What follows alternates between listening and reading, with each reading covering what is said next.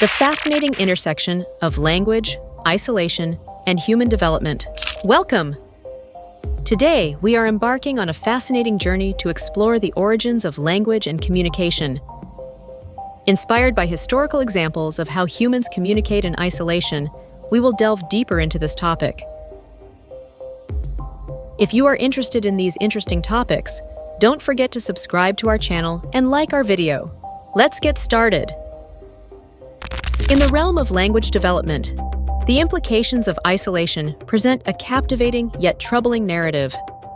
The film I Am Mother raises profound questions about how a child raised in complete seclusion would communicate and develop language. This exploration is not merely a fictional endeavor, it echoes historical experiments and real-life stories that illuminate the complexities of human communication. The concept of language deprivation has long intrigued scholars and philosophers alike. Historically, several notorious experiments aim to uncover the essence of human language through isolation. The case of Psamtik-1, this Egyptian pharaoh purportedly isolated two infants to discover their natural language. The children reportedly uttered the word Bikos, which led to claims that Phrygian was humanity's first language. However, this experiment's ethical implications render it a cautionary tale rather than a scientific breakthrough. Frederick II's experiment. In the 13th century, this Holy Roman Emperor sought to determine the natural language of humans by raising infants without spoken interaction. The results were tragic. The children did not thrive, underscoring the critical role of social interaction in language acquisition. These historical examples highlight the ethical dilemmas surrounding such experiments and emphasize that isolation can severely hinder linguistic development. The phenomenon of feral children, those raised in isolation from human society, provides further insight into the effects of linguistic deprivation.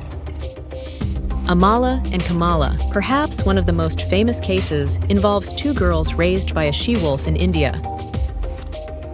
Captured in 1920, they displayed wolf-like behaviors and lacked human social skills. While Kamala learned some words after being taken to an orphanage, her ability to communicate remained limited, illustrating how critical early exposure to language is for development. The wild boy of Aveyron, discovered in France in 1800, this boy was found living in the woods without human contact. Despite efforts by educators to teach him language, he never fully acquired it, further demonstrating the challenges faced by individuals who miss critical developmental windows. Danielle Leroux. A more contemporary case involves Danielle, who was found living in horrific conditions at age 6. Despite extensive therapy and support from adoptive parents, she never learned to speak due to her early neglect. Her story highlights how crucial early interactions are for developing speech and social skills. These narratives emphasize that without early exposure to language and social interaction, individuals may struggle to acquire normal linguistic capabilities. Interestingly, isolation can also lead to the creation of new forms of communication. Nicaraguan Sign Language.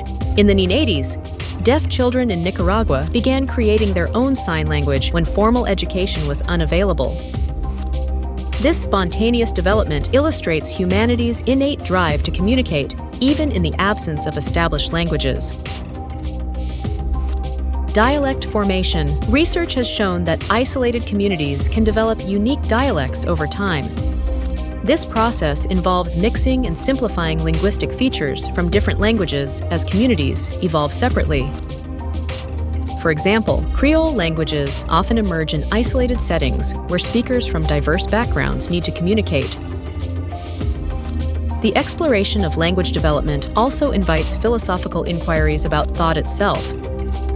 Immanuel Kant argued that language is an expression of thought. Thus, how we communicate shapes our understanding of reality. In I Am Mother, daughter's interactions with her robotic caregiver raise questions about whether her thoughts and ethics are genuinely her own or merely reflections of what she has been taught. Ultimately, the intersection of isolation and language development reveals profound insights into what it means to be human. The stories of feral children and historical experiments serve as reminders that communication is not just about words. It encompasses social interaction, emotional connection, and cognitive development. As we continue to explore these themes through literature, film like I Am Mother, and ongoing research into language acquisition, we gain a deeper appreciation for the intricate tapestry of human communication. Whether through spoken words or gestures, the desire to connect remains a fundamental aspect of our shared humanity. We have come to the end of our video.